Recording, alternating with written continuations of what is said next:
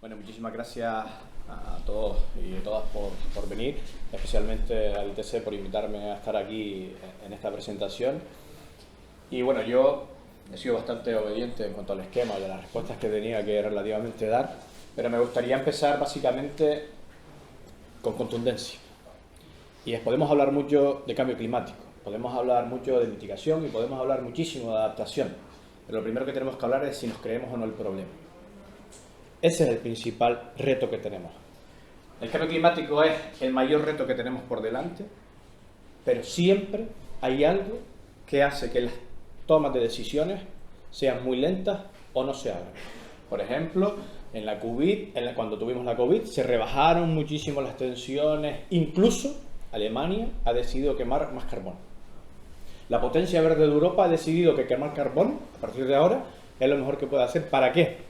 Para hacer frente tanto a los efectos de la COVID en su momento como a la recesión económica derivada tanto de esto como de la guerra. Por lo tanto, lo primero que tenemos que hacer es, ¿somos o no conscientes de que tenemos un enorme problema que pone en grave riesgo no solo al ser humano, que nos puede importar más o menos como especies, pero sí a los ecosistemas terrestres? Por lo tanto, pongo un mensaje que es, yo creo que bastante contundente, y es, hace el mismo daño un negacionista o una negacionista que una persona que retarda o no toma decisiones para hacer frente al problema. Antes nos hablaba David de la importancia de las series temporales para poder tomar decisiones en base al conocimiento. Pues eso no ha sido una estrategia de ningún gobierno, ni en Europa, ni en Estados Unidos, ni en China, como estrategia. Hoy se está celebrando una de las grandes reuniones de infraestructuras europeas para el clima y el primer mensaje de la presidenta de la Red de Observaciones Europeas, lo primero que dice es: necesitamos que hayan inversiones para que las series temporales tengan garantía de tener datos. Y luego, lo segundo es ser conscientes de que nos enfrentamos a un problema que no es sencillo. Aquí tenemos las emisiones de gases por diferentes sectores. Hoy hablamos del agua. El agua, en el caso de, por ejemplo, la depuración, solo significa el 1,3% de las emisiones mundiales de dióxido de CO2 o de gases de efecto invernadero.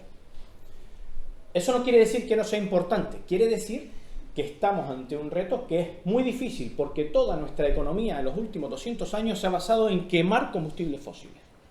Por lo tanto, ya sabemos que es un problema grave, pero que los recursos y la contundencia para hacerle frente también tienen que estar a la altura.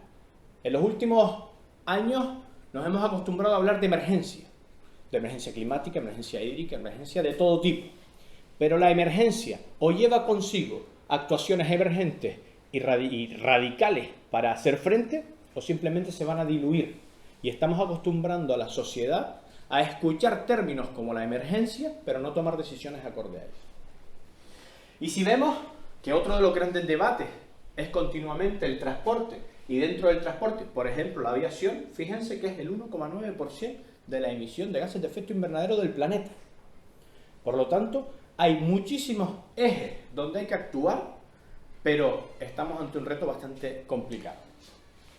Y luego, evidentemente, tenemos que dividir esa actuación, esa acción climática, tanto en mitigación como adaptación. La realidad es que casi siempre que hablamos de cambio climático y de acción climática se habla de mitigar, de dejar de emitir gases de efecto invernadero o absorber esos gases de efecto invernadero. Pero si hoy tuviésemos el botón mágico donde le demos y de repente ya no necesitemos más combustibles fósiles, la realidad es que durante como mínimo los próximos 100 años vamos a tener efectos adversos. ¿Por qué? Porque el dióxido de carbono que está en la atmósfera no desaparece de la noche a la mañana. Tiene un tiempo de residencia superior a un siglo en la atmósfera. Y por lo tanto, tenemos que estar preparados para convivir con los impactos que nos han presentado tanto David como Baltasar en las presentaciones anteriores. Por lo tanto, la mitigación, reducir emisiones o absorberlas. Habrán oído hablar mucho de estas soluciones basadas en la naturaleza, pero también de soluciones artificiales como inyectar más dióxido de carbono en el océano profundo, inyectarlo en rocas, etcétera, etcétera, para intentar remover ese dióxido de carbono que tenemos en la atmósfera. Y por otro lado, adaptarnos. No tenemos más remedio que adaptarnos. Y ahí ya lanzo el primer mensaje. La adaptación necesita que los ritmos de la burocracia cambien. Porque la adaptación no puede esperar 5 años o 10 años para empezar a hacerla. Tenemos que empezar a hacerla rápido. ¿Por qué? Porque son, en la gran mayoría, obras de un alto calado. Cuando hablaba antes Baltasar de la invasión del nivel del mar, por ejemplo, esto en el PIM Adapta Costa ya se indica que afectan a infraestructuras. Pero no solo infraestructuras de carreteras, es que el aeropuerto de Fuerteventura o Lanzarote están en zonas inundables. Por lo tanto, tenemos que trabajar con tiempo para evitar mayores perjuicios. Y una medida de adaptación, por ejemplo, es la reducción de pérdidas para adaptarse al aumento de escasez de agua. Esa es otra medida. No podemos concebir una emergencia climática y que en la isla de Fuerteventura hayan pérdidas por encima del 70%. Que de hecho, hago un paréntesis, esta mañana me llamaba la atención que en la feria de turismo estemos hablando de que Fuerteventura quiere dar más solidez al turismo británico cuando todavía no es capaz de darle agua a la población de Fuerteventura. No obstante, tenemos que seguir trabajando en este tipo de acciones de forma decidida. Y luego, lo que decía antes también David, ¿no? Esto se basa en reducir nuestras emisiones de forma seria y directa y luego adaptarnos también a la vez. Pero lo primero que tenemos que hacer mientras nos vamos adaptando es repensar cómo vamos a dejar de quemar combustibles fósiles. Ya les dije que no es fácil, pero evidentemente es el gran reto.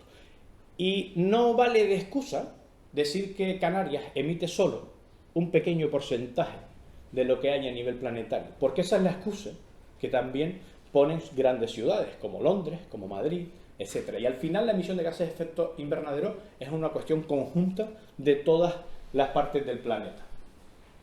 Por eso es importante hablar también de transición justa. Y esto no solo es importante en la mitigación, sino mucho más en la adaptación. Y es que no podemos convertir la acción climática en una pelea de clases. Si tengo más recursos, puedo tener una tasa que me permita emitir más, pero si no los tengo no puedo entrar en ciudades, por ejemplo. De eso también va la acción climática. Y aquí tenemos, según el IPCC, por ejemplo, ¿qué significa no hacer nada? Pues no hacer nada significa, como decía David antes, un mayor incremento, por ejemplo, de las temperaturas, hacer algo pues que incremente poco y empezar a promover todo este tipo de soluciones de mitigación, de adaptación y de nuevas tecnologías, pues evidentemente intentar no llegar a ese grado y medio. Cuando hablamos de grado y medio, lo digo porque esto ya sale muchísimo en los medios y la gente pues no suele entender por qué un grado y medio. Cuando se hacen todos los modelos de funcionamiento de ecosistemas, pues evidentemente hay variables. En el panorama actual de emisión de gases de efecto invernadero, hablamos de que de aquí a final de siglo la temperatura va a estar por encima de los 3 grados. Por lo tanto, cuando uno estudia los ecosistemas, los modelos suelen ser muy lineales, pero la realidad es que la evolución de los ecosistemas no es lineal, tiene cambios. Y hay una cosa que se llama los tipping points, que son los puntos de inflexión de riesgo, y es donde un ecosistema va a cambiar y ya pasa a otro nivel, y ya nunca se va a recuperar. Ese es el problema, el miedo que tiene la comunidad científica, de que por encima de 1,5 grados ya nadie sabe dónde va a estar ese tipping point. Por lo tanto, ahí es donde hay que frenarlo, porque de ahí hacia arriba tenemos muchísima incertidumbre en lo que pueda ocurrir. En cuanto a mitigación, pues como les decía, básicamente reducir las emisiones e impedir que vuelvan. Y aquí Canarias tiene una ventaja respecto a los territorios continentales muy poco exploradas. Pues por ser islas y estar en medio del océano, estamos rodeados de agua de mar. Y cuando Europa computa cuántos sumideros de carbono tengo, generalmente lo hace por zonas verdes, por bosques, pero no por el CO2 capaz de captarse en nuestras zonas costeras en nuestro mar. Y a Canarias, igual que el resto de islas del mundo, debería computarse de esto. ¿Por qué? Porque hoy Canarias absorben más CO2 que lo que absorben nuestras medianías o zonas más altas, ¿no? Y un ejemplo, pues por ejemplo, de mitigación en el LIFE niebla, donde a través de soluciones basadas en la naturaleza se capta agua para reverdecer y alimentar zonas que estén incluso aisladas, sin tener que emitir más gases de efecto invernadero para llevarlas. Otro mensaje: reforestar está bien, pero mantenerlo reforestado también, porque de nada vale reforestar si luego no podemos hacer que eso crezca. Aquí la clave no es en tener césped en las ciudades, sino tener zonas verdes capaces de absorber dióxido de carbono. Y aquí, otra de las grandes cuestiones de tanto mitigación y adaptación es la claridad en los mensajes y en las definiciones. Se habla muchísimo de la emisión neta de dióxido de carbono, cero de dióxido de carbono, y de gases de efecto invernadero, que no son lo mismo, ¿vale? Tenemos que tener en cuenta que todas nuestras actuaciones quemando combustibles fósiles no solo emiten dióxido de carbono a la atmósfera, existen también otros gases de efecto invernadero. Y ahí también lo dejo porque se habla de los gases de transición, como puede ser el gas natural licuado, no para barcos, porque en este caso es obligatorio, pero para otras cuestiones. Aquí la solución pasa por dejar de quemar combustibles fósiles, no por cambiarle el nombre al combustible. Alemania le puede llamar ahora más verde al gas que lo que le llamaba hace 5 años, pero sigue siendo el mismo gas. Y en este sentido vemos que, aún dejando de emitir dióxido de carbono, los escenarios de temperatura no empiezan a disminuir, sino empezamos a dejar de emitir estos gases de efecto invernadero. Por lo tanto, necesitamos que la ciudadanía tenga más claridad en las definiciones. A veces los Estados miembros se preocupan más de definir escenarios y de definir cuestiones que no llegan a la ciudadanía y que complican mucho más. Por lo tanto, la solución pasa básicamente también por ahí. Y hay un concepto económico que es claro, que es la economía circular, que de hecho estamos en un parque de economía circular, que, por ejemplo, en este report de la Fundación Ellen MacArthur ya nos dice que el 45% de emisiones, básicamente, que viene de los materiales y productos, es quien genera emisiones de gases de efecto invernadero. Y por lo tanto, atendiendo a eso desde un punto de vista de economía circular, podemos reducir la emisión de gases. Pero, y de hecho lo vemos aquí, la emisión de gases, el 45% de esas emisiones viene de materiales, productos y alimentos. Y por lo tanto, si desarrollamos modelos de economía circular que tienen mucho más sentido en islas y en zonas que estén aisladas, podemos también reducir esta emisión de gases de efecto invernadero. Ejemplos de iniciativas de mitigación, pues aquí un ejemplo de buenas prácticas. Hay varios en Canarias porque nos acostumbramos a hablar solo de las cosas malas. La economía circular, y este es un ejemplo, nos permite también pues mitigar y generar empleo. Por ejemplo, carburos metálicos y vidrieras canarias. Utilizando el residuo de vidrieras canarias, carburos genera dióxido de carbono. Se ahorra la materia prima esencial, que ya en vez de emitirse a la atmósfera directamente por las dos empresas, ya solo pasa como materia prima de la primera a la segunda. Y tenemos más. Tenemos ejemplos, por ejemplo, de Ecogrid, cómo emitía toneladas de dióxido de carbono al año trayendo materias primas de la península, y ahora utilizando vidrio no reciclado es capaz de tener la misma fuente de materias primas, sin gastar o sin emitir dióxido de carbono. Por lo tanto, tenemos que tener claro que desarrollar un modelo de economía circular en Canarias, donde conozcamos los flujos de materiales y materias primas que tenemos y que consumimos, pues nos puede ayudar a dejar de emitir también gases de efecto invernadero. Y luego llega pues la parte difícil, porque aquello es lo fácil.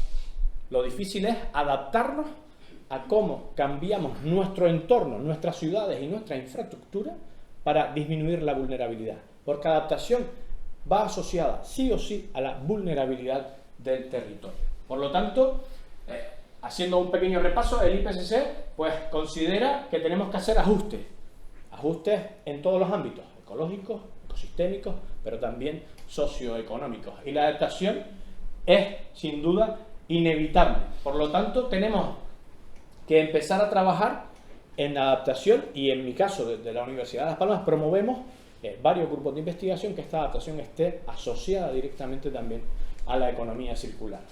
En el Acuerdo de París, básicamente, ya se dice que hay que hacer adaptación sí o sí, inevitablemente, pero que tiene que tener en cuenta varios ejes importantes. Primero, hay que conocer el impacto, planificarlo, diseñarlo y ejecutarlo. el mayor error de la adaptación es pensar linealmente en un solo problema. Ese es el mayor error en medidas de adaptación al cambio climático. Y esta adaptación, pues evidentemente no es fácil, tiene diferentes tipos y diferentes posibilidades y tenemos que atender a cada una de ellas en función del riesgo al que vayamos a atender. Puede ser progresiva, puede ser transformadora, pero también puede ser preventiva o reactiva en función de si ya estamos sufriendo ese impacto. En términos de complejidad, pues al final estamos hablando de que no es una solución que haga solo o que atienda solo a la invasión del nivel del mar en una zona concreta, porque la modificación del territorio va a afectar, por ejemplo, a la actividad industrial, a la actividad vecinal, y por lo tanto tenemos que tener siempre claro que hablamos de un eje multifocal o de un eje multiacción, desde un punto de vista pues, más físico, institucional, estratégico, pero siempre tiene que estar basado en eso, en la ciencia y en el conocimiento, porque si no, siempre vamos a tener la posibilidad o vamos a tener la incertidumbre de que funcione o no de forma correcta. Y ahí hay una cuestión que también es básica y fundamental, que es la capacitación de personal. En Canarias ahora mismo tenemos un déficit de personal capacitado para hacer frente a muchas de las acciones de adaptación al cambio climático, especialmente en el sector del agua. Y luego, evidentemente, hace falta valentía política, porque la adaptación conlleva muchos cambios y las decisiones se suelen tomar en cortos periodos, y ese es el mayor problema de la adaptación, que las medidas son a largos periodos. No podemos pretender cambiar, por ejemplo, la zona costera en Garachico y pretender que solo sea para un rendimiento de pocos años. Esto tiene que ser con visión de largos periodos de tiempo, porque los impactos del cambio climático, como decíamos antes, son a largos periodos de tiempo. De ahí la planificación. Y aquí yo, que va unido al anterior, lanzo otro mensaje. Tenemos un montón de planes, tenemos un montón de estrategias. Y creo que va siendo hora de que empecemos a hacer cuestiones que sean realidad. Y luego, no hay adaptación posible si no hay recursos humanos. Lo digo porque a veces pensamos que se va a solucionar el problema redactando los planes o haciendo informes, pero la realidad es que la ciencia la generan las personas, los desarrollos la generan las personas y las obras también las hacen las personas. Por lo tanto, tenemos que invertir en recursos humanos y obviamente económicos, ya lo decía antes Baltasar, en la parte de aguas, ¿no? Y luego, que también es fundamental lo que hablaba antes del análisis multienfoque. Dentro de todo esto, el problema de adaptación es decidir en un contexto que en algunos casos tiene mucha incertidumbre. Ya veíamos los mapas como tenían las barras de sombra. En este caso, no podemos pecar de defecto, pero tampoco podemos sacrificar parte del terreno en demasiado exceso. Por lo tanto, por eso es importante ahí invertir en la serie de datos para tener información. Si no tenemos datos, no podemos tomar decisiones correctamente. Y eso nos obliga a tomar decisiones de adaptación sin arrepentimiento, que va asociado a la adaptación con correcta planificación. No podemos desarrollar obras y luego, pues evidentemente, quedarnos cortos o simplemente pasarnos. En ese sentido, hay otras medidas que no llevan obras y que son del uso común. A mí me gusta decir siempre que la mejor acción climática es cambiar nuestros hábitos diarios. Más o menos viendo las caras de todas las personas que nos acompañan, al igual que yo, somos de generaciones donde nos enseñaban a ahorrar el agua. Hoy eso en los centros educativos se trata mucho menos, o por lo menos con menor contundencia que hace muchos años. Pero ya no hablo solo de eso, hablo también del ahorro energético. Se nos olvida que al final estamos demandando cada vez más energía y tenemos que hacer un uso responsable de esa demanda energética. Y eso también son acciones climáticas. En este caso también los sistemas de alerta temprana, tanto por inundaciones o planes de gestión de sequías, que son fundamentales. Tenemos que invertir en este tipo de sistemas para que nos alerten de cuándo tenemos que tomar decisiones. Un ejemplo puede ser el Life Garachico que decía antes. Con varios días de antelación yo tengo que saber si tengo que cortar el tráfico o no. Lo que no puedo es esperarme al último día, a última hora, para que no pueda pasar. Pues eso también, como veríamos antes en las fotos que mostraba Baltasar, en avenidas que son transcurridas por personas. No podemos esperar al último día a que pase lo que ha pasado, por ejemplo, este fin de semana, por no hacer caso a las medidas de seguridad y ponerse en zonas donde no se tienen que poner. Y luego la mejora de sistemas de riesgo para hacerlos pues mucho más eficientes. tenemos que ser conscientes de que no tenemos agua en Canarias, cada vez tenemos menos agua de acceso natural, tenemos que hacer más uso de aguas regeneradas y también de aguas desaladas. Por lo tanto, tenemos que hacer un uso eficiente. Antes decía que es impensable que a día de hoy, en este siglo, en Fuerteventura haya pérdidas del 70% en la distribución del agua, pero esto pase continuamente, porque el agua necesita energía y por lo tanto también lleva mitigación y adaptación. Aquí, por ejemplo, vemos una foto que es cortesía del proyecto Adaptares, de nuevas metodologías asociadas a la adaptación al cambio climático en Cabo Verde. Por lo tanto, tenemos que evitar esa mala adaptación. Tenemos que destinar recursos, planificarlos y ejecutarlos de forma adecuada para no pasarnos ni tampoco quedarnos cortos. Es importante considerar que los efectos negativos, pues evidentemente se deben regular y esa vulnerabilidad se debe regular a través de las medidas de adaptación. Y algunos casos concretos que también van asociados a la economía circular, básicamente pasa también por considerar que el agua no es un residuo.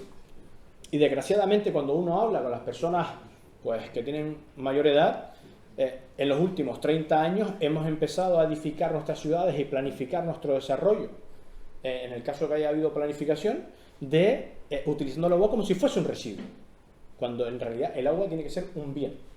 Y por lo tanto, nuestras infraestructuras, nuestro medio rural y nuestro medio en la ciudad tiene que estar organizado para que el agua no sea un residuo. Y eso es lo que ha pasado básicamente. Y eso es uno de los conceptos fundamentales en el marco de la economía circular, en el sector del agua. Por lo tanto, tenemos que planificarnos y hay algunos ejemplos, por ejemplo, como el de las bioesquinas, donde para Lanzarote se planifican incluso zonas inundables a través de parques, etcétera, para captar ese agua hacia pues, acuíferos y no perderla. Y luego, esto va asociado a algo que en octubre se habló mucho, después de esa ola de calor tremenda, que era el efecto de isla térmica, generar zonas para paliar ese incremento de temperatura y que en las ciudades pues, haya refugios climáticos. Pues evidentemente esto lleva asociado el uso de agua, y el uso de agua que tiene que venir sí o sí, por ejemplo, de las aguas regeneradas, ¿no? Y luego, pues, ejemplos como les decía, en este caso en la isla de Tenerife, de recursos hídricos cada vez hay menos en las islas, hay pocos, los acuíferos cada vez están sobreexplotados o más contaminados y por lo tanto tenemos que hacer uso sí o sí de las aguas regeneradas y de la desalación. Y esto, pues evidentemente, tiene que ser un compromiso y tiene que estar planificado, porque ese agua al final tiene que ir. Y voy más allá. Al final también tenemos que utilizar depuradoras naturales en zonas de cota muy alta donde haya pues, un uso específico, pero tenemos que planificarlo y organizarlo de forma correcta. Pero sobre todo, en este tipo de infraestructuras tenemos que tener inversión para el mantenimiento, otro concepto que está dentro de la economía circular. Tenemos que tener planificado el mantenimiento integral de infraestructuras, porque si no, tenemos problemas a largo plazo. Y en el caso de Gran Canaria, como también de buenas prácticas, en el año 2017 se interconectaron sistemas, básicamente, para pasar esa emergencia hídrica que hubo en ese momento. Un ejemplo de, tengo una emergencia, tomo una actuación concreta y puedo abastecer pues, de agua una zona concreta de la isla en el sur de Gran Canaria. Y poco más para terminar, simplemente decirles que lo primero es aceptar el problema, lo segundo, conocer por dónde lo tenemos que atajar y lo tercero es invertir en educación, en ciencia, en observación y también en capacitación con eventos como por ejemplo este hoy. Muchas gracias.